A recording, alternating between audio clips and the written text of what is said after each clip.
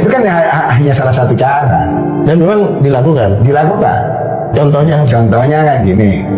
Misalnya membuat narasi, yang narasi ini tidak pernah ada ketika pelaku-pelaku sejarah itu ada. Kan dilakukan setelah pelaku sejarah meninggal. Nah, ini cerita ini kan dibangun tahun 2021. Cerita bahwa terbitnya ini awal 2020. Ya ceritanya sebelumnya, tapi ditulis tahun 2021. Ditulis dengan cara membuat narasi bahwa Kiai Hasyim Asy'ari sowan ke mana? Ke kakeknya Habib Lutfi ini, namanya Habib Hasyim bin Yahya. Bin Yahya itu klan, nama fam gitu. Nah itu katanya yang dikatakan bahwa minta izin, yang mengizinkan itu adalah Habib Hasyim dan Syekh Khalil Bangkalan. Minta izin mendirikan NU. Gitu. Nah, cerita ini, narasi ini nggak pernah ada dalam sejarah. Iya, dalam sejarah. Dan dalam ketika pelaku-pelaku sejarah itu ada, itu kan adanya kan setelah pelaku sejarah meninggal. Misalnya Ki Asad, kan pelaku sejarah yang mengantarkan, itu udah meninggal, tahun 80 udah meninggal. Nah, ini dimunculkan seakan-akan orang akhirnya berpikir dua kali kan, oh barangkali ini juga benar, kan gitu. Dan itu mencari saksi katanya. Oh, ya di sini disebutkan. Itulah yang menjadikan dasar nanti ketika sejarah NU itu ditulis oleh RMI ya, yang katanya di Ma'arif diajarkan ke sekolah-sekolah NU.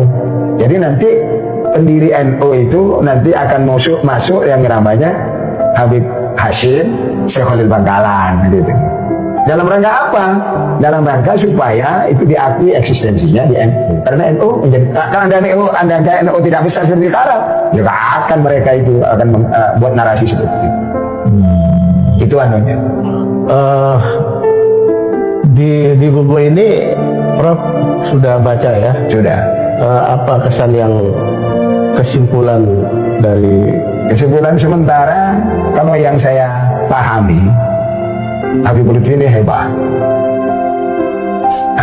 Dan rupanya mereka mendesain karena di dalam realnya Habib Lutfi di NU menjadi orang satu di Jerman.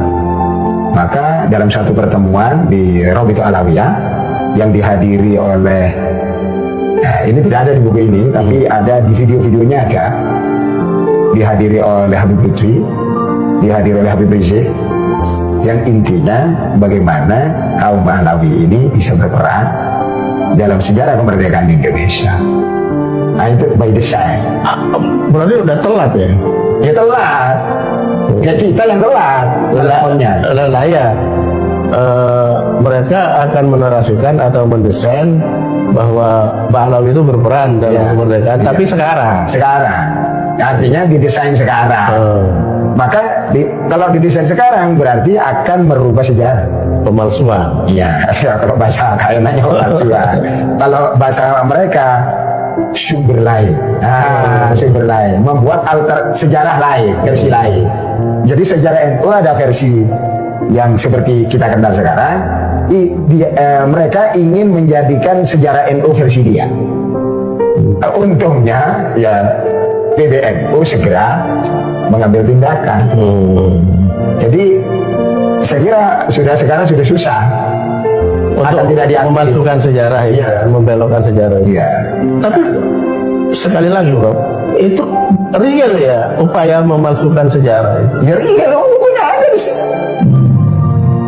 Mereka membuat cerita gitu loh. Lah cerita bukunya Habib Lutfi kan? Iya. Yang ditulis oleh Mohdor Ahmad Assegaf. Ya, itu ya, di situ. Jadi ada narasi lain, ada sumber lain yang sumber lisan yang menyatakan bahwa berdirinya NU itu diantaranya adalah atas peran Habib Hasyim bin Yahya itu, bin Yahya sama Kiai Khalil Bangkalan. Dan itu karena Habib Lutfi ini orang yang dikenal dalam tanda petik dianggap wali oleh sebagian NU Muhibbin, maka omongannya itu dijadikan, dinarasikan menjadi sejarah dan diajarkan pada anak-anak NU.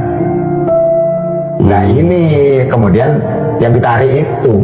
Nah, berarti kan begini Bro, ada sejarah yang sudah sudah disepakati ya, karena berdasarkan sumber-sumber primer dan seterusnya, bahwa Ki Holil itu memang Syekhona Holil ya, Bang, itu memang sangat berperan, terutama untuk merestui dan seterusnya. Nah, yang siapa kakeknya Habib Lutfi ini? Habib Hashim. Habib Hashim itu mau diperankan seperti Syekhona Holil kan?